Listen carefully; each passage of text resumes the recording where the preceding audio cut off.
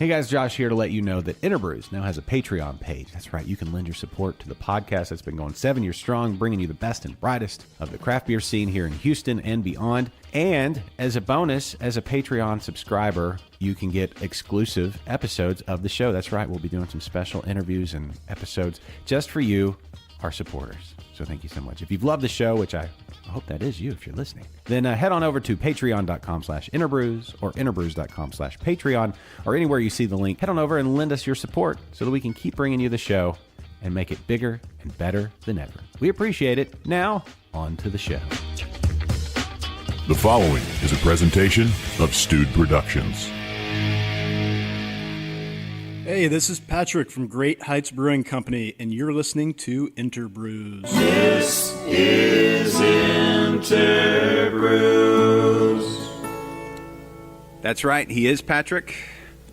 I'm Josh. I'm going to take off my headphones so that my ears can breathe. We can hear each other in the intimate taproom setting here at Great Heights. Patrick, thank you for having me. Hey, happy to be here. Thanks for having us, Josh. Good to be back. Last time we were here was just after y'all opened. I think, I don't know, it was October, November of 2017, I guess. We had opened right before Hurricane Harvey rolled through in August. So we're right at a year and a half old now. So yeah, good to be back on. So how has the last year been? Last year's been great. The first, I don't know, maybe 8 to 12 months of opening this place were really crazy for my partner Sean and I, as far as it was basically a 7-day-a-week job. It was production work, it was taproom work, pouring, everything behind our wall, our production wall, and in front and behind the bar. And then, probably right around the time we last visited with you, we had just started to send beer out to bars and restaurants. Now it's a lot. I don't know. We have a better handle on things now, so we're not working 7 days a week.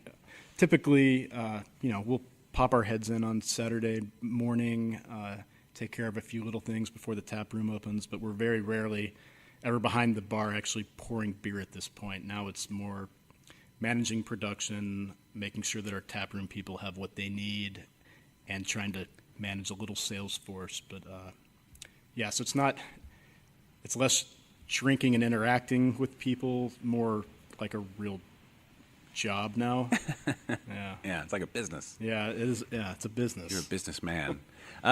It's always interesting to see because, so just in contrast, just across the street, Walking Stick, we were down there with Andy the other day. Not that long. The other day. It was just a few weeks ago. Mm-hmm. Y'all have the coolest neighborhood. Like as far as brewery neighborhoods and things like that, this is it. I challenge anybody to who's better. Yeah, we're really happy to be exactly where we are. When we were first searching for a spot, so I already lived in Oak Forest. Sean was living in Austin when we decided to do this. Mm-hmm. I convinced him to move back here to Houston because we were a little less saturated than Austin. Yeah. And the zoning laws in Houston make it easier to find a commercial space to open a brewery. Yeah, you can do it just about anywhere other than like on the playground of a school. Yeah, exactly. And in Austin, you're relegated to like light industrial zoned buildings. Yeah. And frankly, I didn't want to move. So. And Sean Sean and his wife were both working from home, so they were able to move a lot easier. Yeah. And continue to work their real jobs while we got the wheels in motion. But the first property that we nearly moved into was literally like next door to Eureka Heights. And this was before that we knew that they existed. They hadn't been public with any social media yet or anything like that. And we almost ended up literally on the same block, right at the corner. Did you already have your name and everything? Yeah, we had our name. So we had to come up with a name before we, kind of drafted the business plan and took it to potential investors. Mm-hmm. We had to form like an LLC and register with the Secretary of State. And so we picked Great Heights, thinking that we were going to focus our search in the Heights because Town and City was the only brewery in the Heights at that point, and it was sort of on the other end. Yeah. And, we just had to have a name, and it's really hard to come up with a name. And we figured if we don't end up in the Heights, Great Heights still works, right? There's like this double meaning. Yeah. Anyway, that building, it ended up, we couldn't use it because it's in a floodplain, and there's a lot of weird legalese that wouldn't allow us to actually build it out. And then, so we were kind of business planning at petrol station one day, saw a big release sign outside of this building, called up the number, and it took 2 or 3 months of negotiation, but finally we were able to land it, and couldn't be more pleased. This block's great. Sean lived on Wakefield at the time. I'm 1.1 miles from here. Oh, man. And, we get a ton of walk-up traffic, a ton of bicycle traffic. We have a lot of neighborhood regulars. It's really fun. Yeah, and it's just it's like a little, I don't know. There's so many cool pockets of Houston, but here, I mean, as far as the beer goes, just on the street. Yeah, but so Eureka is, they're a 5-minute drive. Petrol is a 2-minute walk. Yeah. Walking Stick is literally a 1-minute walk. What else? We have Cottonwood, that's not even a mile away. We have Brash, that's probably right at a mile from here. Yeah. You want to play beach volleyball? Well, Andy, that's how Andy discovered his property to open up Walking Stick, because he was a volleyball guy at Crowbar. And then I think, I'm not sure when this podcast will drop, but this weekend, I think the 2nd of March, on Saturday, Astral Brewing is going to open right up Shepherd, maybe 2 miles from here. Yeah. I think some people, you always see the posts. Like, I guess it's just where people communicate. But they're like, oh, we're getting oversaturated. It's like, no. Each brewery has its own personality. And even, like, 2 breweries, like, right next door to each other. To me, I mean, you're the brewery owner, so you can speak to this, far more than I can. But from somebody who loves breweries and wants to spend most of my waking hours in them, if time would allow, I'd love the fact that they'd be right there, and you can compare and contrast, and you can, I don't see it as competition. That's like from a, No, I mean, they have their own vibe. We have ours. There's really, to this point, there's not a lot of overlap in the beer styles. Andy's going for, I think he's going to do a wide spectrum, but he's focused a little bit on more like traditional English-style beers. We don't really do that. But people have asked me a number of times, before Walking Stick opened, are you worried, about the competition right across the street? And I said, well, the one thing that worries me is that Andy's our best customer. He probably spends more money in here than any other single beer drinker. Yeah. And so I'm worried that we'll lose that income stream when he has his own beer ready to go all the time. Like he was his own line item. Yeah. No, Andy and Angie and Ramon and Tony, they're all a great crew, and we're happy to have them next door. And I think at least on the weekends, it's just going to draw more people here, right? Well, yeah, because I think the more people, there's probably people who have heard of Walking Stick that have not heard of Great Heights, or there's people that have heard of Great Heights that have not heard of Walking Stick, or, all of that. And it's like, oh, I didn't really even realize they were there. And, I mean, if you got like the mountain climbing crew, they're like, oh, is there a mountain climbing, brewery? Oh, yeah. I mean, Holler might be the mountain climbing brewery because they're right next door to the gym. That's true. Mountain climbing gym. That's true. Yeah. Yeah, there's a few of those. I know Wicked Boxer up in Cypress is right next to a CrossFit place, and you see him coming down. I think every brewery in town's right next to a CrossFit place at this point. It's like every place is next to all the CrossFit places are next to CrossFit places at this. But I don't know. I love like a I wouldn't even call it a brewer's district, but just a cool beer-soaked neighborhood. It's cool. The near north side. If you're gonna do like a brewery bike tour or something, this is a place to do it. I would love to know. I actually don't know the answer to this. I've wondered. Is Walking Stick and Great Heights, are they the 2 breweries in the state of Texas that are nearest to one another? Because I think brewhouse to brewhouse, I'd say it's probably less than 200 yards brewhouse to brewhouse. Yeah. God, I'm gonna have to think on that one. Houston, I would have to say like for sure. Oh yeah. I mean, now we have True Anomaly, which is right next to Eighth Wonder, but that's true. But they're not quite as close as we are. They're maybe 300 to 400 yards apart. Brewhouse to brewhouse, probably. I'm thinking of someplace like maybe somewhere in in Austin. Yeah, in Austin, there's a little district where like Celis and Circle and Adelbert's and Fourth Tap, Oscar Blues, those guys are all real close, but I don't think they're as close as we are. Yeah, and then I think of like Last Stand and Jester King are pretty close. They're just around the corner, but you'd have to walk across a field and, jump over some goats and whatever to get from one to the other. I don't know if you count cideries. Argus and Last Stand are pretty close. Okay, so I've been to Jester King, I don't know, 12, 15 times. I've never been to Last Stand. It's just right around, like when you take that left out of Jester King, it's just right around the circle, and it's on your left. And so Argus is right there in that little warehouse space, and then Last Stand. Well, is I mean, just if you're counting cideries, then you have Houston Cider Company and Town and City in the same building. So okay, I guess they win. They share a bathroom. Yeah. You can't get any more. Or when you're at the urinal where the cider maker and the brewer are next to each other at the urinals. That's to go back to the original question about saturation. We're certainly not saturated now. I do think it would be very hard to open a big, say, 30-plus barrel brewery right now. Yeah. Because that's just a lot of volume to move unless you're coming out of the gate canning with great beer and great branding and everything. If you're looking to do draft sales, there's a lot of competition out there for those handles. But if you're looking to create a cool place to hang out for your neighborhood, and distribute a few hundred barrels or something, that's doable. But I think it would be very hard to open right now and grow to as big as Buffalo Bayou or Eighth Wonder. Yeah, that's. I think it's just, if you haven't done it already, and you'd have to have a whole bunch of capital. Yeah, like a whole bunch. Yeah, and people like to invest in breweries, but up to a point. We found that we were able to raise what we needed very quickly just from friends and family, but the amount that we were looking for was sort of the people that were investing, it was sort of a vanity fun investment for them, not a large chunk of their net worth that they couldn't afford to lose. And I think to really open up a big operation like that, you'd need $2 million plus for sure. Yeah, and I would never disparage people with lots of money, because they did whatever they did to get that lots of money is admirable. They did something. They provided a service that people wanted. But it would seem that whatever it was they were into wasn't brewing, because now they're opening a brewery. Yeah. So it's like, do they have that passion for the brewing side and all that kind of stuff? Yeah, and I mean, to open up a facility of that scale, frankly, it would not be nearly as good an investment today as it was 7-8 years ago.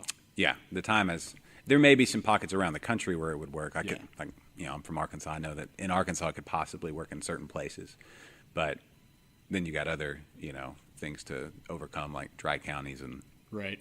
Baptist churches and things like that. Well, since we've been open for 18 months, I believe there's been about a dozen breweries open after us in the Houston area. Yes. And I know of about a dozen more that at least have a lease, that aren't just Facebook brewery and plantings. They have actually at least started the process of putting money into it. A dozen? Yeah. Well, I mean, I'm not going to name off the top of my head, but there's 4 that I've just are about to open within the last 4 weeks. Well, or next 4 weeks or whatever. Yes, we just had Walking Stick, a couple months ago. Mm-hmm. We had True Anomaly literally last week. We have Astral this coming week. Mm-hmm. Fortress, I'm not sure when their opening date is, but it's soon. It's very soon, yeah. Megaton in Humble or Kingwood, they're very close. You have Local Group. I have no idea what their timeline is, but they're doing collabs now. Yes. You have, is it Symbolic and kind of a little bit further east downtown? I don't even know. Yeah. You're dropping knowledge on me that I'm like, oh my goodness. It's hard to keep up now. I think there's a couple of smaller ones out toward Katy that are in the works. Yeah, there's the Battle Hops, I think, is one right across from No Label. Okay, yeah. As the rain comes down, it's just to give everybody the picture of today. It's just one of those miserable, it's not so rainy that you stay home. It's just on and off, misty, horrible to drive in. It's really a day you just want to drink beer. It's going to be a crappy day to deliver kegs later this afternoon. Yes. Yeah. So you should just postpone those till. Although, I'll take a day like today over our typical early August day. Oh, for sure. I'd rather get wet and be a little chilled than just be wet with my own perspiration. Yeah, and it's not far off. For what? Probably like a week and a half from 90 degrees. Probably. But even that, I mean, that's saying something. How close for Houstonians? That's how close you guys are to walking stick. Is that even on the hottest August or September day, you won't pass out walking from one to the other, and as long as you can drag yourself into the tap room, you got a reward waiting. Depends on how many beers you had at the brewery you're departing from. It's like, how good of an idea does it seem like? Divided by number of beers, and then you attempt it, and we'll see. Well, I'm not sure what their timeline is, but they are working on an indoor air-conditioned tap room. At the moment, they're beer garden only, which probably won't fly in August, but hopefully they're up and running by then. Yeah, they're moving along. They've got pipes sticking up through the ground and all kinds of cool construction stuff that I don't understand. It's like, what is that? I'm like, that's where the toilet's going to be. Like, that's cool. Probably be there in the future. I can see myself there. So you talked about after a year or so, year plus, that you're to the point where it's not a 7-day a week, all your calories burned, here, pouring beers and things like that. When, from the moment you guys unlock the door to let people in, because there was a whole bunch of planning and work before, obviously building out the brew house and licensing and all that fun stuff that nobody gets to really see and appreciate how much hard work that is. That's the one thing I'm glad I get to see, talking to everybody that opens a brewery, is that I can, I don't have to go through it myself, but I see how much hard work, and it really makes me appreciate when you sit in a place like, y'all's tap room, what went into it.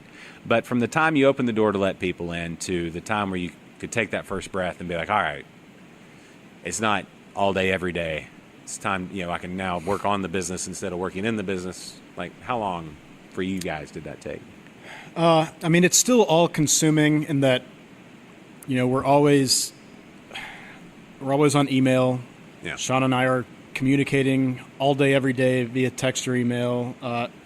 We're still, responding to, so our phone number at our brewery goes to our cell phones. We don't have a line here at the brewery. So we're fielding calls and we're fielding direct messages through Twitter or Facebook or Instagram all the time. There needs to be a thing that sends them all into one place. I mean, I guess your phone is kind of that one place, but I keep missing out on conversations because I started it in Reddit and then it moved to email and now it's on Pinterest or something. I'm like, where were we talking? Yeah. So we're still new enough that it is all consuming. It's just that we have employees now that we can trust to take care of things. Like, I don't have to be here to open the doors or to lock up the tap room. Yeah. The production stuff is still, it's primarily Sean. And then, I'm kind of his assistant when it comes to the brew house, along with a guy that we brought in. He's essentially a full-time assistant brewer, Phil. From that perspective, we invested a lot of our own money into this, and we've invested, a lot of hard work going back 3 years or so. So it's not like we're really taking a step away from it at any time. We're not taking vacations. We're not going out of town. But it's nice, not to have to lock the doors at 11 o'clock after working the tap room every night. Yeah. And, there a lot of times, Mondays are typically not big production days. They're not typically delivery days either. So, Mondays is kind of a slow day, and I can usually peel out of here by 3:30 and go get a $3 beer at Petrol. Yeah. That's going to be nice. Do you give yourself a cutoff at night when you're like, no more messages past 11 or 10:30 or? It depends on the message. Yeah. If it's, I don't respond to messages. People calling to tell me that they forgot to close their tabs. Well, we already closed it. Don't worry about it. We don't hold on to your card. You didn't really need to call me to tell me that. Yeah. Or, I think I may have left a diaper bag or something. Well, you're going to have to wait till the next day to get a call back. I would prefer that people only emailed and sent Facebook messages instead of calling, but what are you going to do? Yeah. Speaking of diaper bags, and I can appreciate that. I've got 3 kids. They're a little older now. Luckily, old enough to be out of diapers. I only wipe my own ass now, and that's good. I saw there was I don't know if it was a blog article or maybe just somebody ranting on Facebook about kids in tap rooms and that sort of thing. I love it. I love the family atmosphere. I'm biased though. I have a family, right? Otherwise, I might not be able to get out of it. But as far as like the breakdown, and this is, I mean, it's a neighborhood. Yeah. Would you say it's mostly families coming in, or half and half, or how do you? No, I wouldn't say it's mostly families. On Saturdays and Sundays during the daytime, it's a lot of families, and we encourage that. We have children's games, and we have a changing station, and well, only the ladies' restroom, just because there wasn't room in the men's room. But I like that.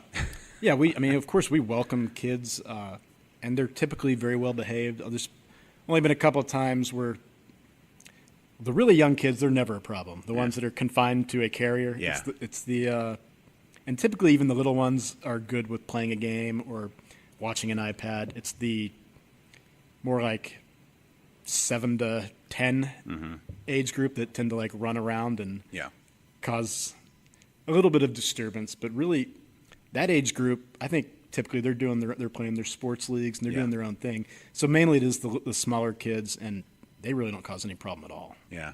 Yeah, those 10-year-olds are like, they got a jungle gym. It's like, no, that's a brew house. Get off. I can see my kids doing that.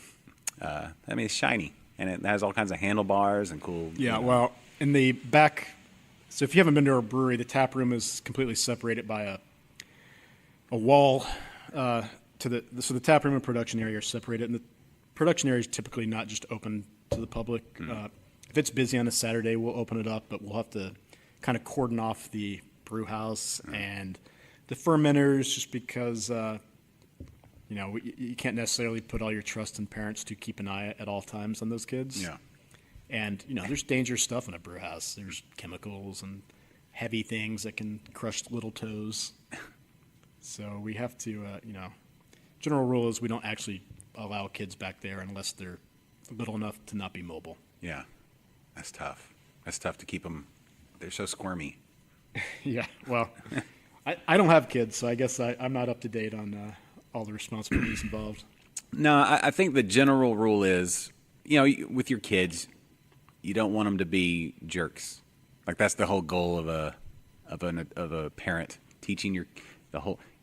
I don't want you to be somebody that when they look at you, they're like, your parents are, they should have done better. That's like the whole goal, right? Make them into likable people. And so don't let them do unlikable things like break the thing that makes all the beer, because everybody loves beer, right? Yeah. Well, I mean, generally, I'd say all the young families that come in here, they're all lovely families and pretty responsible, and they keep a handle on the kids. So. Yeah, I think the biggest distraction is that phone.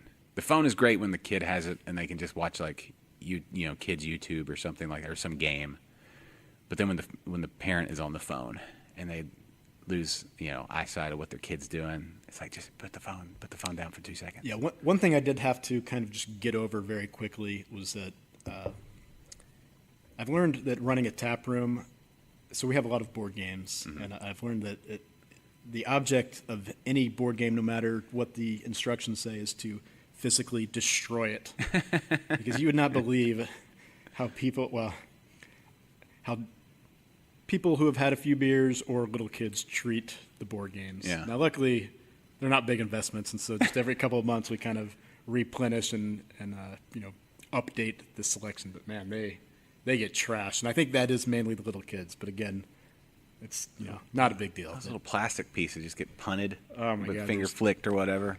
Yeah, between so some of the most popular games are the real simple ones like Battleship and Connect 4, and luckily those are two of the least expensive ones to replace. But those little checkers and little dot pegs, things, yeah. Oh my God! They every single night when you're closing up the tap room, you'll find checkers and Battleship pegs. We used to at my cousin's house. He was a little older than I was, and we'd all get in his bedroom, and he had Battleship.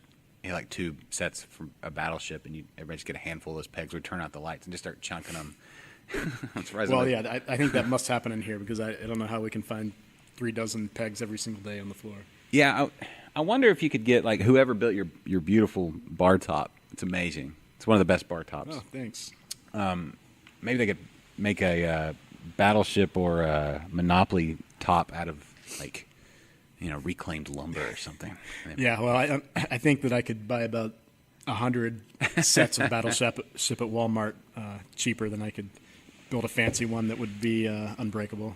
Maybe. I don't know. It'd be a cool YouTube video, though, on Pinterest. Put it on Pinterest. Speaking of Pinterest, I just looked out and saw your pallets out there around your... I guess is that your AC on the other side there? Yeah, those are just the AC compressors. We're just trying to hide them from view a little bit. No, it's good. I tried, my wife and I, we got real into Pinterest for about 5 minutes, and we're like, look, we can build a table out of pallets, and we ended up just building a bonfire because that's all it was really good for by the time we were done. See, I found that pallets are actually not even very good for bonfires because there's so many nails in them, and they're impossible to take apart. So you end up just throwing the whole pallet on, but then you're left with a bunch of nails. So we kind of we'll let them build up for a few weeks, and then we'll just put a big stack of pallets on the curb, and somebody will always come take them. They just disappear. They walk off. Yeah. Well, let's talk about beer real quick because this is a beer podcast, and I'm about to finish off this whammer. This is delicious, and it smells. I wish I had cologne that smelled like, or like beard balm or something that smelled like this.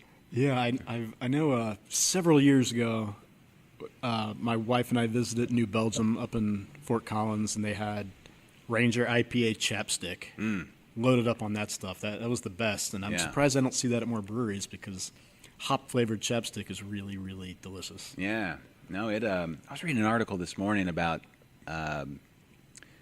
Like estrogen, like precursors or something that were in hops. I don't know. I think we're fine. I'll have to go back and reread that one because it was way over my head. Something about biology and microbiology and chemistry and things. But I don't know. I feel gentler after having a beer like this. So maybe there's something to it. Well, good. I don't know. Glad you're enjoying it. Yeah. I did. Yeah, the Whammer is the latest New England IPA we've put out. 7.5% Mosaic Motueka. It came out. Say that again, Motueka. Motueka. Where's that from? It's a southern hemisphere. I think it's New Zealand, I believe. Okay. Yeah, it's either New Zealand or Australia. I'm pretty sure it's New Zealand. Okay. One of the expensive hops. Now, nothing touches Galaxy right now. Galaxy's the it. Like the most expensive. I mean, Galaxy is an amazing hop, but it's... Why is it so? Is it just because not as much is grown? Was there an off-season? So Galaxy comes from Australia, and just the acreage isn't sufficient to supply, the demand. Everybody loves it. Yeah, and so, people that got in on it early have contracted for the vast majority of it. So to be able to get it without a contract is it's almost just cost prohibitive. Like we did an all Galaxy New England IPA for our anniversary party last year. That turned out great. It was called Lupulin Starship, a little nod to the old Ashworld ride. Yeah. But end of the day, like it probably wasn't even a profitable beer just based on how much we had to pay for those hops. Yeah. Is our Galaxy like a newer hop than like Mosaic? Newer than Mosaic, yeah. I mean, it hasn't been around for too long, but it's you're probably going back 5 to 6 years on Galaxy. I would guess. They start out life as a number, right? Like a letter and a number, Yeah, and then if they take off, they get a name. I wonder where Galaxy came from. That's a cool name for a hop. Yeah, I imagine there's a lot of pressure to come up with beer names. I'm guessing it's the same way for hops. Yeah, I don't know. Kind of wish I owned a hop farm. I don't live in the right spot for it. Yeah, though. so Sean and I got to go up to Yakima in October to hop harvest and hop selection. That was awesome. We were Country Malt Group. It's who we order most of our raw ingredients from. They took us up there as guests and visited like the YCH, which is Yakima Chief Hops. They're facilities where they basically have a number of hop farms that all kind of pull their research together and pull their hops, and then YCH sells it to the different like distributors. But it's beautiful up there, and you can smell hops from miles away as you're approaching the farms. Yeah, but it is also, they are enormous operations. Like the farm that we visited, Peralt Farms, the equipment that they have to process the hops, to strip them off the vine and to destem them and to get rid of all the little particulate that you don't want in the like final pelletized product. They're telling us that this machine they had cost, I want to say $13 or $14 million. Really? Yeah. I mean, it was the whole breadth of the footprint of this machinery was like a basketball court. It was huge. Yeah. You can kind of see. I don't know if that would be a newer version of. There's a documentary on Amazon Prime about like German beer culture. I don't know if you've seen that one. I heard you mentioned it on a podcast a couple back. Yeah, and I found it on Amazon and I started watching it and I got pretty bored fast. He's pretty dry, right? They start at Oktoberfest and then move on, but it's only made it maybe 15 or 20 minutes, but he was drinking beer with this really old German couple, like in their house. Is this the same one? Yes. This guy that paints these little figurines. Yes. He's like, all right, I'm out.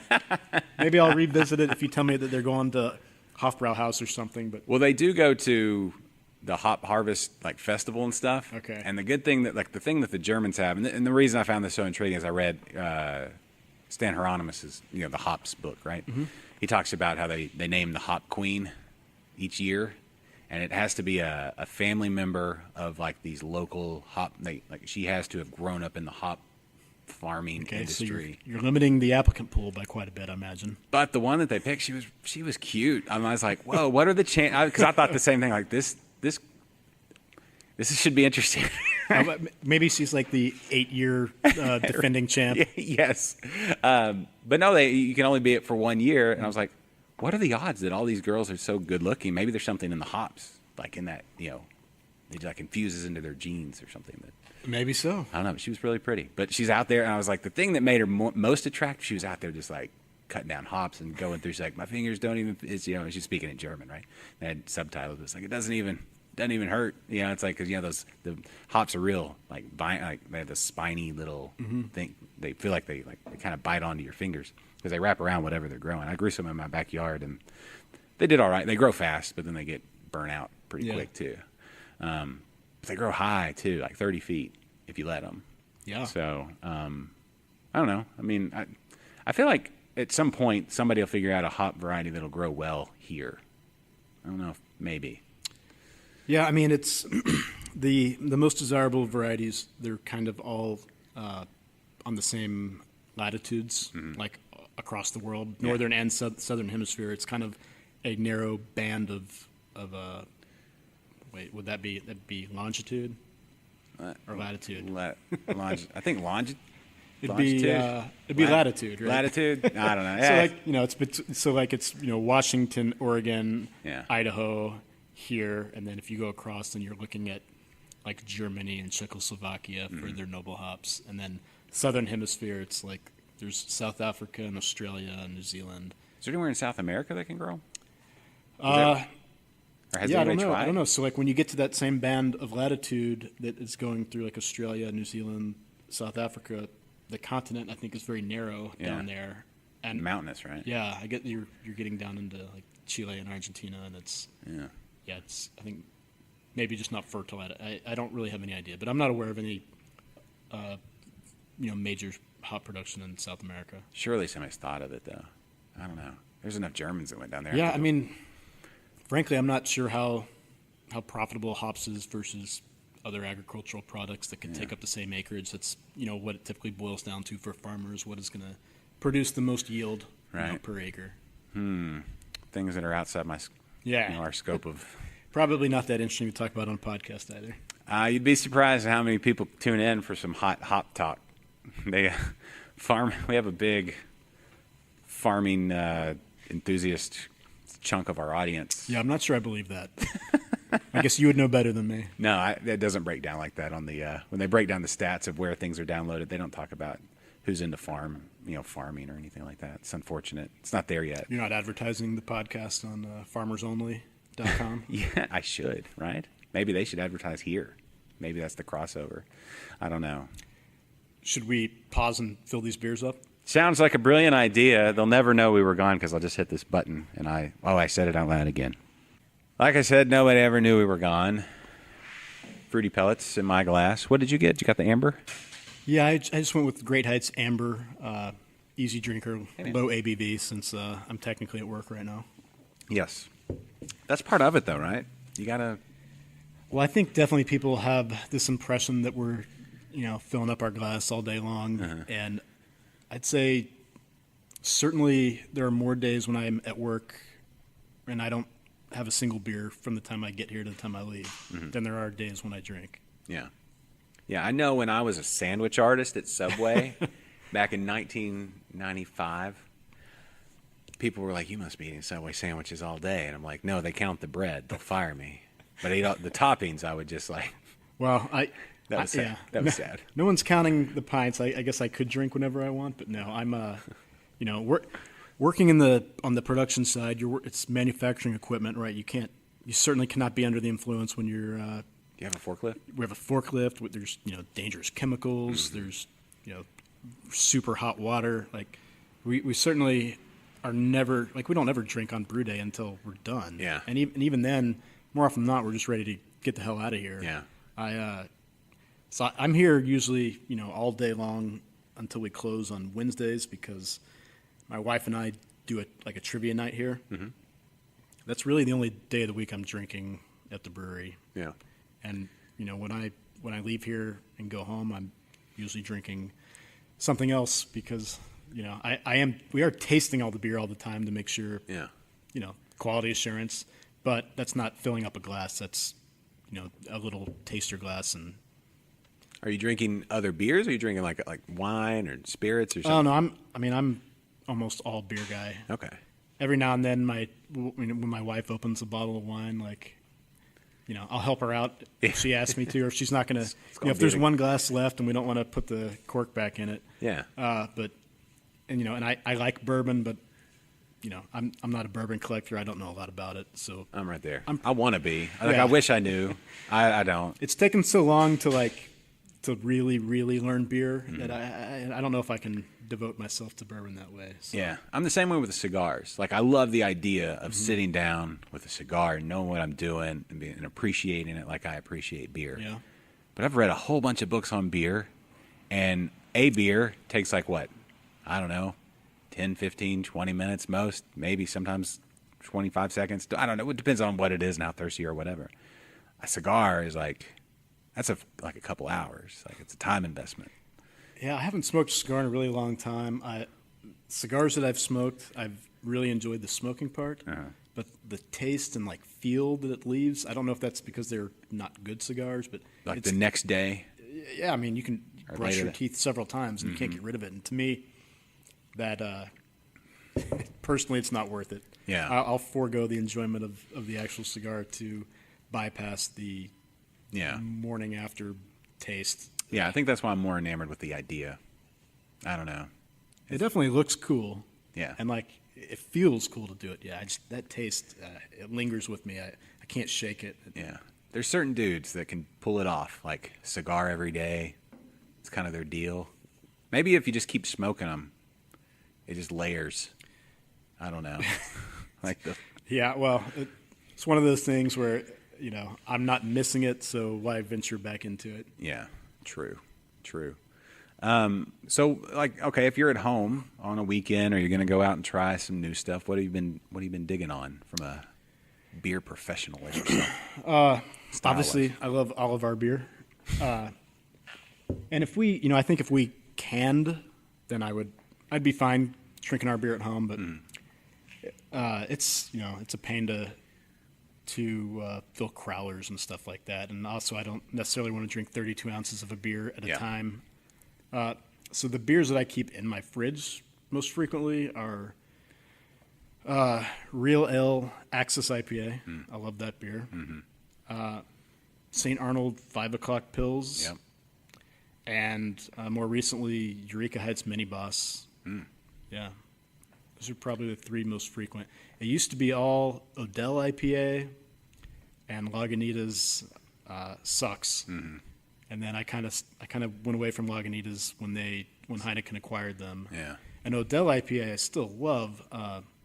It's just you can find Axis and Mini Boss a lot fresher. Yeah. And so I'll take the fresher IPA. Right. I think if that were if I had one recommendation, I don't ever want to recommend I don't like even recommending beers for people until they give me a lot more information. It's what do you think is good? Well, this is about to turn into a 45-minute conversation. Let's dig into you. Let's do some psychology here. Tell me about yourself. That's where that's going to go. Yeah. So if you want a long conversation, ask me that question and then expect 6 or 7 questions in return. But if I had one piece of advice, I'd be like, drink something local. Like wherever you are, when you go somewhere, drink what's there. Because you are going to get it fresh, and it's just a way to appreciate where you're at. And like here, this is a little slice of Houston. It's even a more detailed. It's a little slice of this neighborhood, and it's you can't beat that, Yeah, I mean that's you look back. I was a huge beer nerd before I ever decided to get into the actual business, and I'd spend time on Beer Advocate, and I would beer trade, and I'd trade for Founders KBS, and then all these big national brands started coming into Texas, which was great. That was super exciting to get Founders and to get Firestone Walker and Odell when they came here. That was awesome. And then, but now you can get,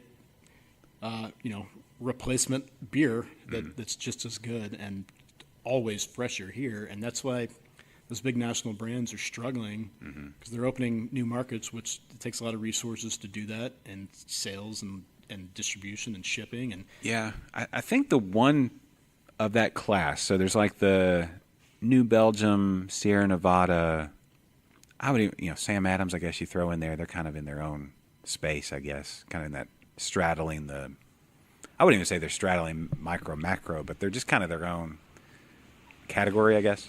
But like Dogfish Head lately, I don't know if it's their marketing or just Sam's personality, seems to be, I don't know. I don't know what their sales are. I just know I'm like a fanboy of Sam. It seems like they do a good job with making me, I take notice of their beers. Of outside. So they did the whole brand refresh recently, within the last couple of years or whatever, and they still have the super recognizable shark logo, but they refreshed all their packaging. They started putting stuff in cans, and then they came out with the Sea Quench, which has been. I need to revisit it. I think I've only had it once on draft right when it came out, but that's been a tremendous success for them, sales-wise. That might be their biggest beer now. I mean, really? It's up there with, I think, 60 Minute. It's been huge for them. Well, you can drink more of it because it's low ABV. It's 4.5 or something like that. It's great during the summer on the beach or whatever. And, I mean, it has the word quench in it. So it's like when I'm if I just got done, if I'm working out or out in the yard or whatever, it kind of, that marketing works.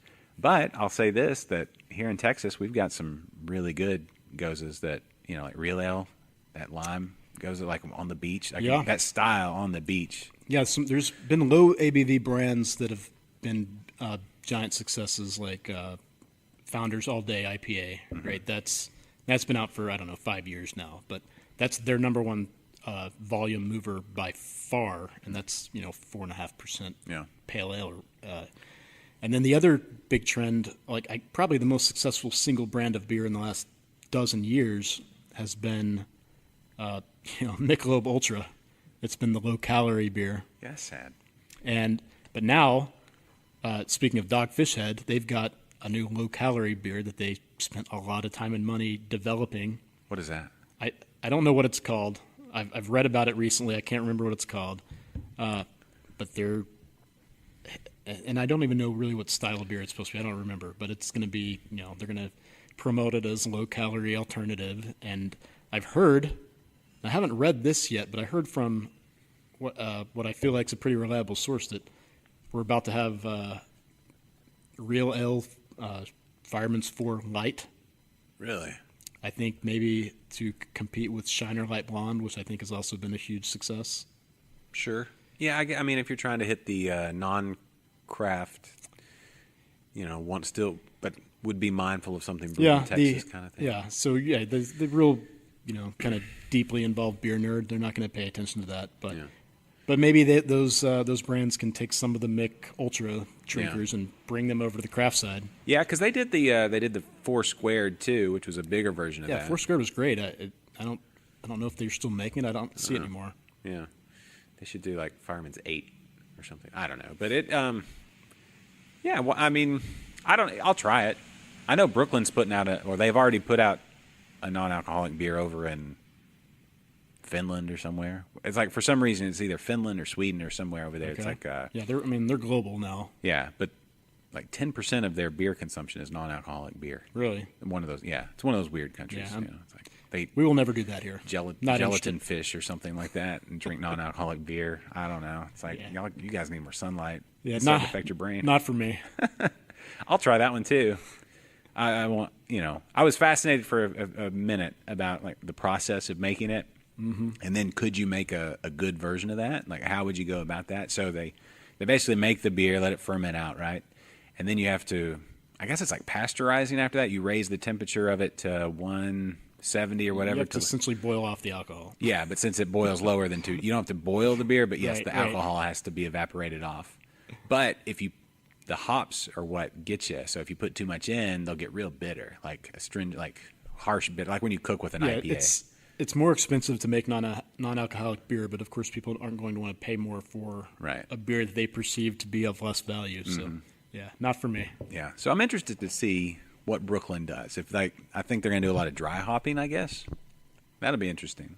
If you can make one that's like, all right, that's pretty good.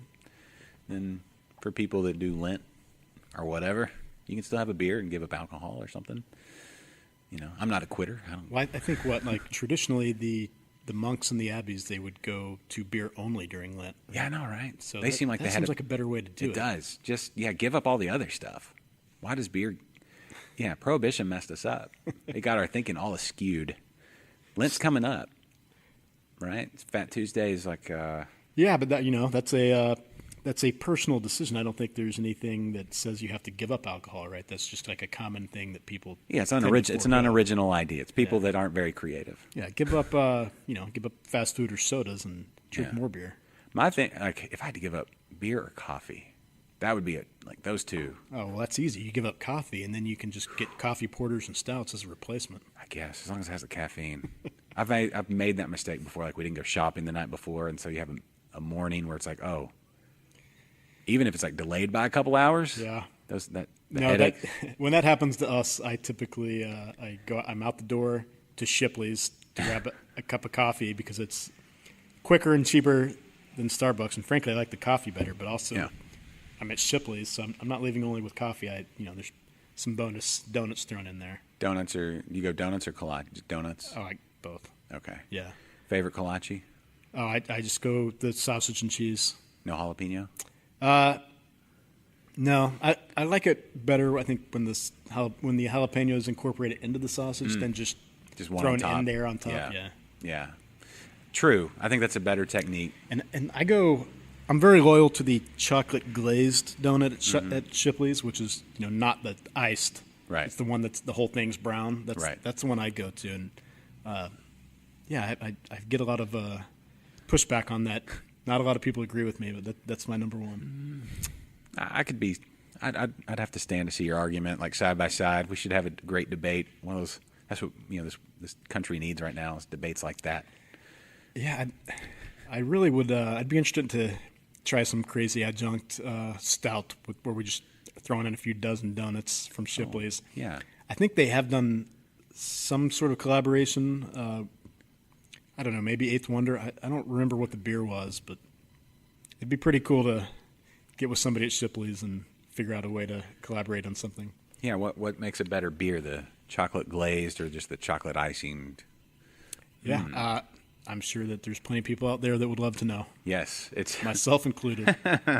That's what we need in this country. We can't talk about politics anymore, so maybe we just move the debate back to something we can all just be cool with. We need more donut beers. You think we do? No, I don't know that we do, but it'd be interesting to experiment. I'm a fan of the thought and the process. Of the ones I've had, or the things in that category, like with Twinkies. The pastry stout. Yeah. I can have like a half a that's the thing, man. 6 ounces, something like that. They can be absolutely decadent and delicious, but they're not drinkable. Yeah. Nobody, But hey, they're great for bottle shares. If you can open up 22 ounces and divide it between 8 people, yes, that's great. I don't need a pour of one, like a full pour of one. I don't even need a half a bottle of one. I need literally 4 ounces of one, maybe. Yeah, those little Dixie cups. Yeah. Full of that. They should make somebody Spiegelau or somebody should make little miniature pastry stout glasses. Well, they do. Oh, I guess they do, like the like, tasting room. Yeah, I mean, we sell flights of beer here in little 4-ounce tulips. So. Oh, well, see, I guess somebody beat me to it. Yeah. So it's such a great idea that somebody had it way before me, like years ago. Way to go, Josh. Way to come up with an idea. They should invent the wheel, too. Yeah, that would be a lot of promise in that one. That one will come around, badink. So what have you had lately that's interest you, like beer-wise, specific beers you've had around town? Like local stuff? Yeah, well, no, I mean... Just anything? Anything that's, that you hadn't either had before or hadn't had in a long time that you're like, oh, wow, this stands out. Well, for whatever reason, I've been on a spruce tip kick. Okay. And I don't know why. It was just cold one day and felt a bit like on that one day, and it hasn't felt like this since, but it was like cold but also wet. And it was like, okay, this feels like when I was in Taos, New Mexico at the ski lodge. And they have Taos Mesa Brewing has a tap room right there. You can basically ski in, knock off your skis, and walk right into the tap room and grab a beer. It's pretty awesome. Like, I went to ski school for half a day and then skipped that next half because I just stayed in the tap room because I can't ski. It's safer in there. I can't ski. I don't know when you have to start, but it's not 36 or whatever. Yeah. I took out the entire ski school class at least 4 times. Like, not even an exaggeration. And the older you get, the harder you fall. Yes. Yeah. Snow is pretty soft, but not soft enough. Those little kids, man, they're zooming around. They can completely wipe out and jump right back up. But Yeah. When you fall at our age, you feel it a little more. Yeah, it's like one of the, okay. Unless maybe you start at the brewery and then go to skiing. You're so relaxed, and it's Yeah, like you can just that might flow with help. it. Maybe that was where I missed out. We started too early. We should have gone to the second half. But yeah, it was. I literally took out the whole class. We were like, all right, ski down to this point, and use the skills that we just taught you 2 seconds ago to stop. I didn't catch that whole part, so I just fell, legs, just bowling pins. Were you in class with children or adults? All adults. Oh, were they pissed? They were nice about it. I think the head trauma of them falling without knowing gave me a moment to stand up and be like, what happened? Well, plus you're a pretty big dude. Maybe they didn't want to bow up. Maybe there was that. I don't know. And the thin air. Everybody was kind of breathing heavy. But anyway, back to the Spruce beer. tip. Spruce tip. Yeah, I had Dogfish Head. They have that Pennsylvania Tuxedo, which is a malty pale ale. Yeah. With the spruce tips.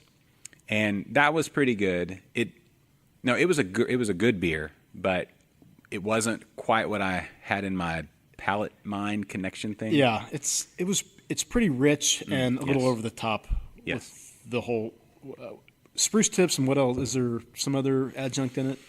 I remember trying it and being really curious and then not loving it. It was quite malty and big bodied, and I was thinking more the spruce tippy, piney kind of bite. More of a traditional IPA body with a hint of spruce tip. Yes. A little pinier version of an IPA. Yes. And if you get them fresh, they have kind of a sweet quality to them, like a little ping of sweetness back over here in the back part of your brain. And so it wasn't quite that, and that's kind of what I had in mind. My wife was doing the grocery shopping. She's like, "What beer do you want for this weekend or trip or whatever?" And then we go through the 15 minutes of what do they got. And so then we go through the entire thing. I was like, "Is there anything with spruce tips?" And so she found that, and so that didn't quite hit it, but it was decent. I had the Alaskan spruce tip IPA with the owl on it, and that was pretty good, but it wasn't spruce tippy enough. Okay, I haven't come across that one. I think they just came out in this area, but so I've been on a spruce tip kick, but I haven't found that one. And even if I do find the one that would have been perfect for that one day, that day was weeks ago. So I don't know if we're going to get that cold again. Yeah, and that's probably, I would imagine those beers are more winter seasonals more often than not. Yeah. So I should have just gone to a mountain. Yeah, I don't know. So to me, that it sounds like that could be appealing, but maybe it's one of those ingredients that sounds better than it actually I think on that day, works. in the moment, it would have been perfect. But I'm not on that day, and I'm not in that moment anymore. What else have I had that was really good?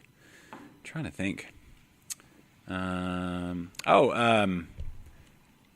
St. Arnold's Divine Reserve, their latest Divine Reserve, the oat wine, oat wine, spiced oat wine. I haven't had that one yet. I I enjoyed it. I was surprised how much my wife liked. She's a big double IPA drinker, like loves double IPAs, and she really enjoyed that beer, which it's not really an IPA at all. And it's not really in that. She enjoyed that one. What speaking of like the big American double IPA, the like the Stone Ruination or the Pliny the Elder, what happened to that style? I don't know.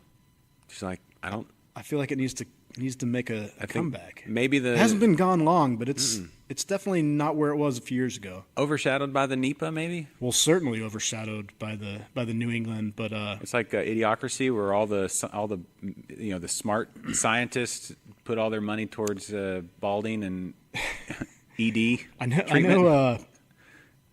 Man, is St. Arnold still making Endeavor regularly? Yeah, it's in cans. We have some in our fridge, and it's still delicious. Yeah. I know Sigma has done a few.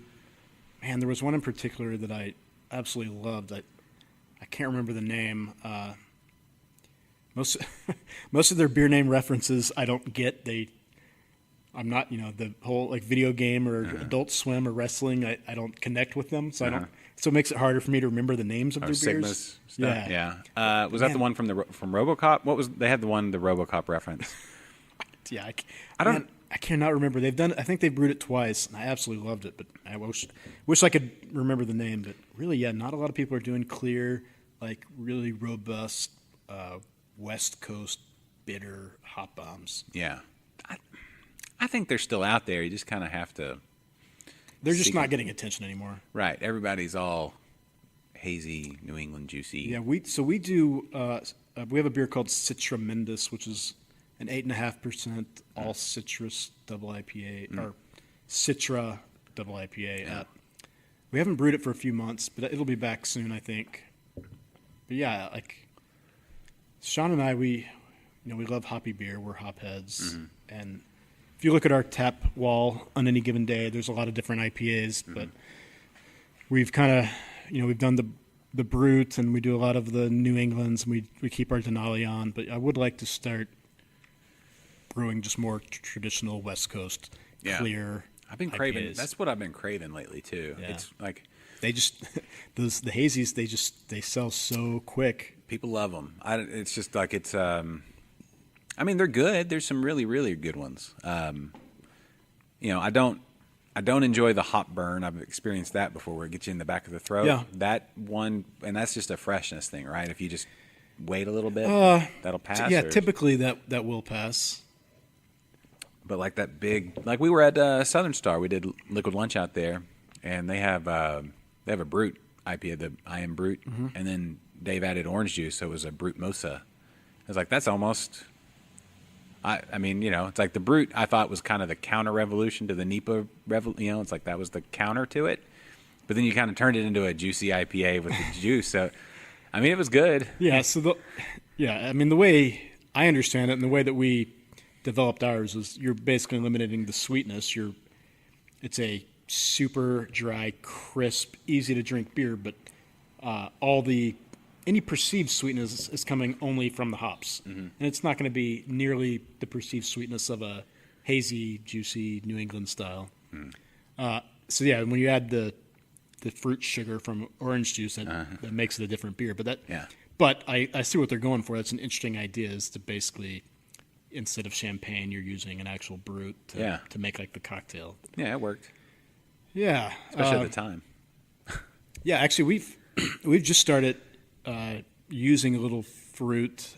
We added blueberry puree to our Kolsch to make a blueberry Kolsch, just as a fun little experiment. And this spring, we've experimented with adding fruit to some Berliner Weiss. Yeah, obviously, we're not inventing that notion, but those can be really great beers. And yes. So we've played around with some of the different fruits to try and figure out what we'd want to highlight, because we do a Berliner Weiss, and imagine that'll be back in the next month or two for us. Okay, I definitely want to try. I love Berliner Weiss, and I love it. It is a good medium for to adding the fruits, that sour and the tartness. Yeah, some of them can intensify the tartness, some can kind of balance it out. So there's a lot of different ways to go. Yeah, and I love different fruits, but like blueberries may be my favorite Blackberries are good. I'm trying to think what else is, Berliner, the raspberry is kind of the traditional. I think I like the blueberries and stuff better, though, just personally, as far as fruits go. Yeah, it takes a lot of blueberry. So we did, in our Kolsch, we added about just under a pound of fruit per gallon of beer. Not barrel, but gallon. And it certainly made it like bluish and purplish. And you could definitely taste the blueberry, but it wasn't overpowering fruit flavors. So I think, we could have definitely gone a little bit more even. Yeah. Although, of course, in the reviews, you get people that say, "Oh, way too much blueberry," and then some that say, "Oh, I can barely taste the blueberry." Right. So that you can't. That's the thing is people's palates are so different. Yeah. It's like what's good to you, like intensity wise. You just can't. You can't please everyone. So maybe that's what you want. Maybe you want half the people saying needs more and half too much. I think you just kind of have to have a thing to go for, and then strive to hit it on your own, scale of blueberry power. I don't know how they do. I don't know if there's BPUs or something. I don't know how you measure blueberry power units. Yeah, it's like you said, it's a personal palate thing, and it's flavor to taste. Yeah, maybe that's why. You know what? Traditionally in Berlin, they would just do the squirts of syrup, right? Yeah, like the Woodruff syrup. Maybe that's why. Maybe they would do. You want half a squirt, 2 squirts? Yeah, and are you one of those like syrup? Add 2 squirts of beer to your syrup? How are you? For a while when we were still like in our planning stages, I would volunteer over at St. Arnold at the beer hall for Saturday tours or whatever. And so they would offer every Saturday. There would be 2 or 3 different syrups that you could offer people to add to their boiler room, and they're all generally pretty good. I think it did. It makes it a different beer, but some made it better, some not as good. They had like a mango habanero one. That stuff's always interesting. Yeah, yes. I don't know that I want 16 ounces of it, but it was interesting to try. Intense, right?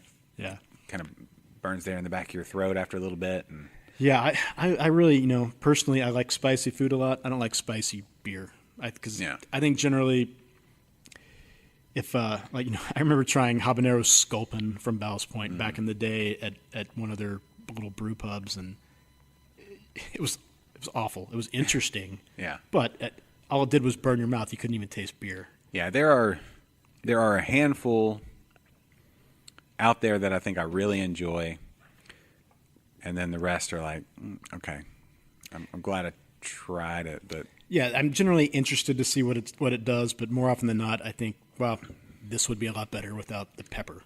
Yeah, I think like habaneros in particular do well with citrus and pineapples and mangoes, like with fruits. Yeah. Kind of. See, yeah, for me, the peppers work better in a dark beer where there's a lot of competing flavors, not in a pale beer like an IPA. Lone Pint's Undead Head Ed. They use those ghost peppers in that, and they just use like, I don't even know, what did Blake say? He's like, I don't know if they use like a whole pepper in the 10-barrel batch, or if they just kind of like wave it at the thing. I don't know, because they're so intensely hot. I don't know how they do it. Yeah, that seems like a nightmare to me to actually process those peppers. They just kind of swing it over the brew kettle as they're doing it, and then that's it. I don't know, but that one works, because those ghost pepper, if you can get down to the flavor past the heat, which it's literally like 5th level of hell, like heat, like ghost peppers will, if you just hold it, it'll light your fingers on fire. Yeah. I'm sure they're wearing gloves and maybe even face masks. Oh, can you imagine if like you threw that in a boil and it got in your beard, and then like you scratched your beard later on, and then like rub your eyes? Yeah, someone who wears contact lenses, that's always a danger of absentmindedly touching your eye. And yes. Oh my God, what am I doing? That's the worst. That's the worst. Forgetting that whatever you cut up, the jalapenos or whatever, and then you go to take your contact out. Yeah, and your eyes get all puffy, and like, what are you on? Do you need an intervention? You think you'd learn, but no. I'm on salad. I'm on fajitas, man. That's what I'm on. Straight fajitas. Well, what about you? Like, I mean, you guys obviously you brew a lot of IPAs and stuff, but and you talking about the Berliner, which I really, really want to come try that. Especially those beers, those lighter beers with a little bit of tartness, are great summer beers. Yeah, I mean, there's a reason that style has kind of exploded in Florida. They call it the Florida Vice down there. Do they? The fruit added Berliner. Yeah. And it's because of the climate, and it's, our summers aren't great. They're a little oppressive, and so it makes sense to have a lighter beer, more refreshing, especially if you're gonna, the weather doesn't. I don't think that it prevents people from drinking outside in Houston. No. That's not really a theory. You can look outside in July and people are on patios, but at the same time, that's not the greatest weather for drinking. Well, like a double IPA or a stout, right? You want something a little more manageable. That's not gonna wear you down when you're already battling the sun. So yeah, we have a little patio. So we like the Berliner Weiss. It's a fun beer to brew. It's something different from the rest of the lineup. It's like our Kolsch. We started the first few months with no really light option. Like the Amber was our easiest drinking beer, but even our Amber was fairly robust. A lot of malt flavor. It was a different beer than like St. Arnold Amber. Yeah. Ours was a lot darker and just maltier and roastier and so being in the neighborhood, like a lot of our customer base, they're not necessarily big beer nerds. They're people that just want a little community watering hole. Yeah. And so of course we're getting the question, what's the lightest beer you have? As I'm sure any tap room in the country gets frequently.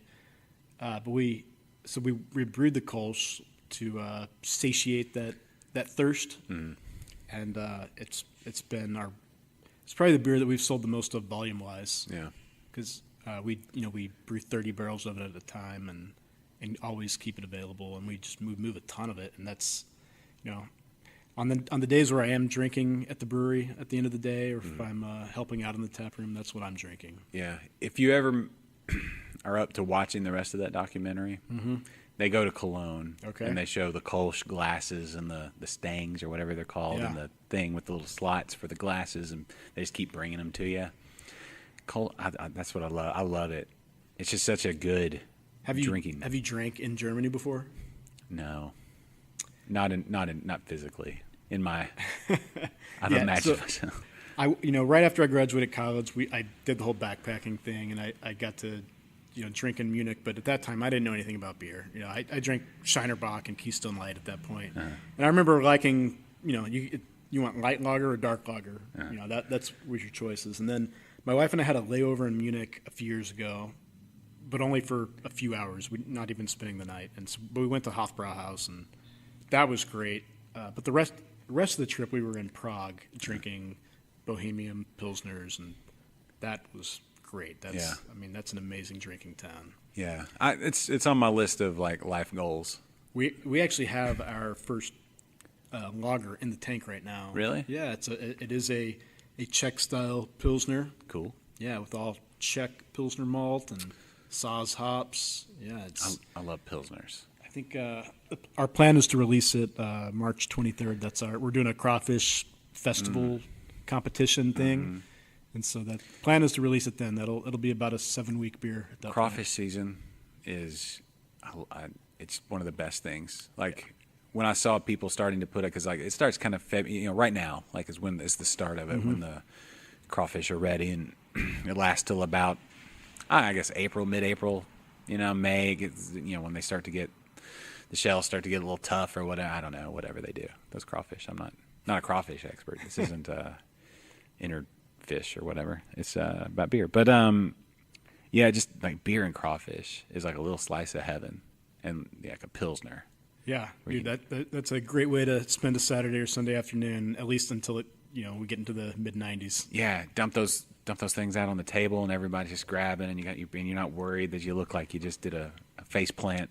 Yeah, we did this event last year around the same time, and we just invite a bunch of different cook-off teams. It's called the One Sack Showdown, and they all cook one 35-pound sack to however they want to do it with whatever they want to throw in their boil pot. Yeah. And then we had judges select their favorite, and everyone else selects their favorite, and so we're doing it again this year. I think we should have 12, 15 teams. That's cool. When is that? Saturday, March 23rd. And so then all the 4 weeks sales away. from crawfish are going to be donated back to Craft Pack. Oh, cool. Which is the Texas Craft Brewers Guild. They're it's the nonprofit organization that goes toward influencing beer-friendly laws. Yeah, they just had the big rally in Austin.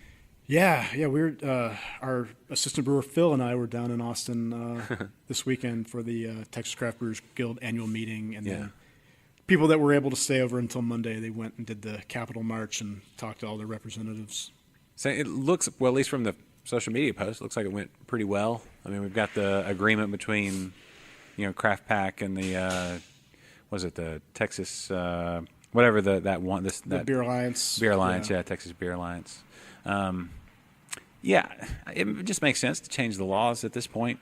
I don't know. We're behind. We're the last state for breweries to do beer to go, and it just makes sense. Yeah, I think it gets a little confusing for some drinkers out there when they say that they see that that we're the only state that doesn't allow beer to go, but then they come to a brewery like us and they're like, well, they do growler fills and crowler fills. I don't understand what this message is, but it's because of the ridiculous brew pub brewery delineation, and then most of the little guys like us are brew pubs, and we are allowed to sell beer to go. But once you reach 10,000 barrels of annual production, you can no longer have a brew pub license. And 10,000 barrels is along the lines of like what Buffalo Bayou is, so like roughly their size. And then there are other exceptions like Holler Brewing, like they had to go with a brewery versus a brew pub license just based on some kind of weird random zoning laws. But if you're making beer, it's stupid that one tier can sell it to go and one can't. Yeah. So really, this whole beer to go rallying cry, it definitely is something that we're in favor of and it needs to be done. But there are way more brew pub licenses than brewery licenses. So I'll be glad that hopefully when the laws change this session, then we can move on to another issue that, What do you think the next issue is? Could it be beer before noon on Sundays? Could we take care of that? That is the worst. That is you go to church and then you get out at 11, you go do your grocery shopping at H-E-B next door, and then 4 people deep in line, the cashier's like, well, you can't buy that yet. And you see 4 people that would need to be a push from the actual end consumer, because everyone, beer, liquor, and wine are all in the same playing field, so no one's really at an advantage or disadvantage right now. Yeah. So the push would have to become, from the people that want to buy beer. Yeah. I know, the whole, liquor stores on Sunday, from my understanding, liquor stores don't want that. Yeah, it's a day off. Right. As long as everyone has to be closed, then it's not in their best interest to be open, because that'll change when grocery stores can get liquor license. Yeah. If that ever changes, then everybody will be open all the time, and the hours will change, and then it's just that cush little thing that you had as a liquor, that's going away. Same thing with I look at the distribution thing. If Amazon ever decides to throw their mountains and mountains and billions of dollars behind, hey, we want to change the distribution scene in Texas because we can, things will change pretty rapidly, and there won't be much anybody can do about it probably. Well, it's really disheartening to see the amount of influence that the beer distributors do have in this state. Yeah.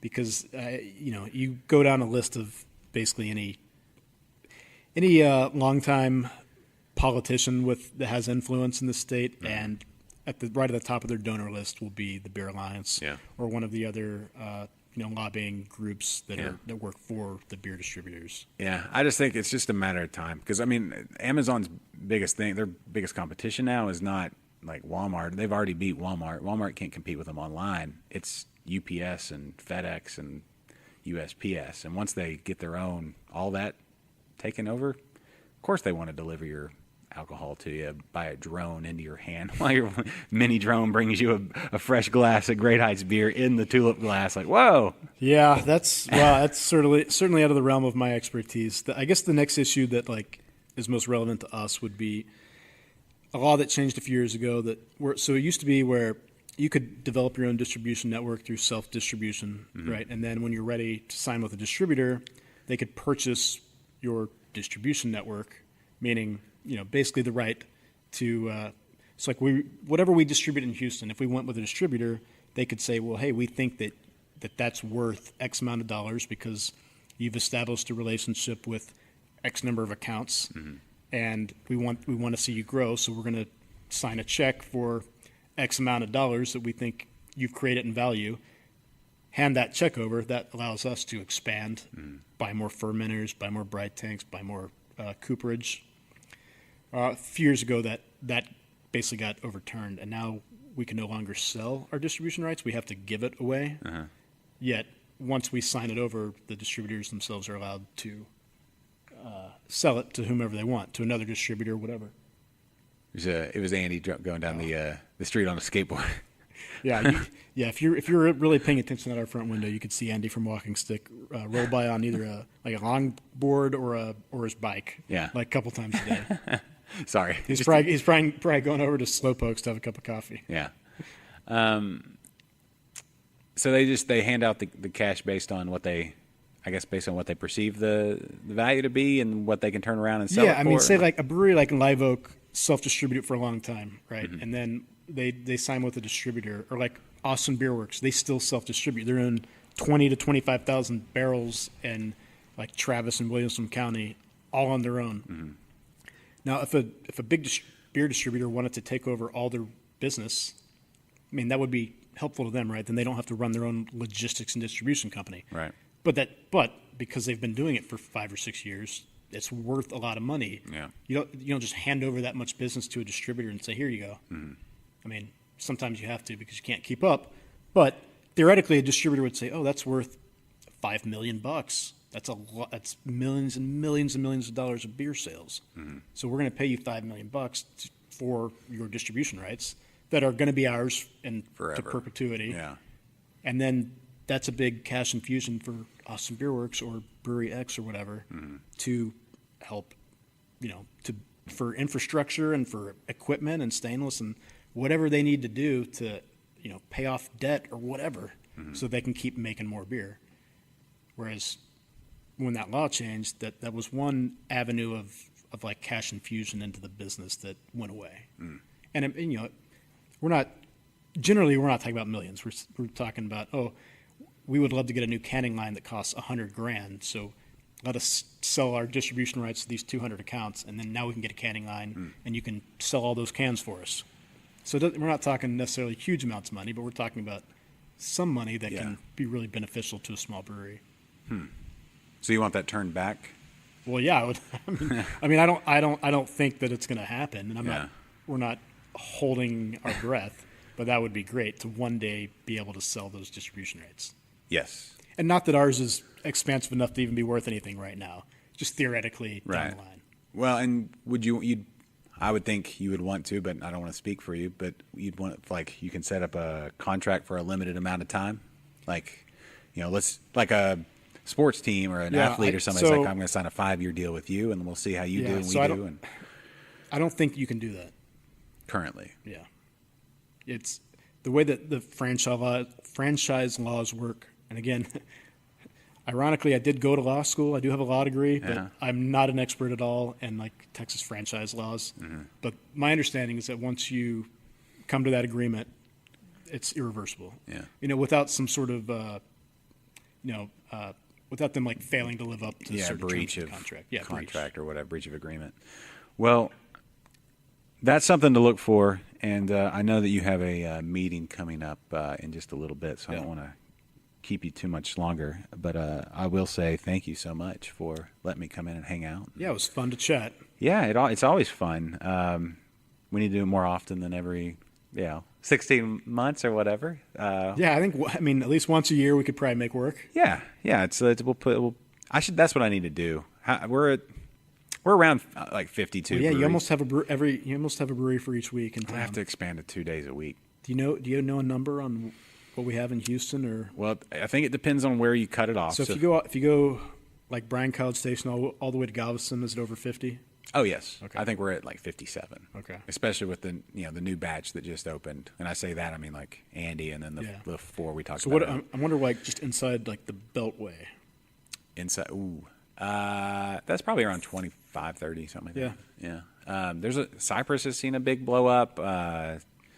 45 north of the Beltway. It's got a handful. We got the ones out Humble 59. Yeah. I always envision Houston as a target. The map, the highways allow you to, there's that downtown, then 610, and Beltway 8, and then now 99. Yeah, it'd be easy just to say inside the loop, but then you have a lot of us that are right outside the loop, like us and Walking Stick and Brash and Astral soon to be, and yes, it's probably 30ish, and there's some that their names are there, and I'm not sure where they are in the whole deal, but. Houston's a huge place. Yeah. And there's a lot of thirsty people here. There will be a lot more breweries too, so bring them on. Don't buy Carbach, buy independent craft beer. Yeah. No, yeah, you've got listen, I'm sure they're fine people over there. I know a couple of them. They're doing okay. They're fine. They're not going to miss your dollars. Nope. They've got that whole deal with the Astros at Minute Maid Park now. Yeah, go to Minute Maid Park and buy you can buy St. Arnold at the St. Arnold bar. Yeah. You can buy Eureka Heights out at the Torchies in Centerfield. Yeah. Buy that stuff. Yeah, exactly. Yeah, those guys. Somebody posted a picture of a shock top deal at like a Whole Foods or an H-E-B or something, had an orange VW Beetle with a mohawk on it. Bev Blackwood, he posted on social last night. It's like, did they just have an extra VW Beetle sitting around and like, we should use this in a grocery store? Or did they go out and get one specifically for that? Or I don't know. I guess when you have so much money, you don't even know what to do with it. Drink local. Come visit us at Great Heights Brewing Company. Yes. 938 Wakefield. Yeah, we're open 6 days a week. And then come check out our crawfish event, the One Sack Showdown, March 23rd. March 23rd, and then just delicious beer, like you said, 6 nights a week. Closed Mondays. Yep, closed Mondays. And always good times. And maybe you get pegged in the head with a battleship peg or whatever, but family friendly and delicious beers. The Fruity Pellets, I just polished that off too. That's delicious as well. And always new stuff coming. That Berliner coming up soon. And then an awesome neighborhood. So, Patrick Christian, thank you so much, sir. Hey, you bet, Josh. Thanks for having me. Thank you. And everybody, thank you one and all for listening to this humble little podcast. So, for Patrick, for Sean, who he was here. He just never talked, but he was here. I'm Josh. This has been Great Heights Brewing Company, and this is InterBrews. This is InterBrews.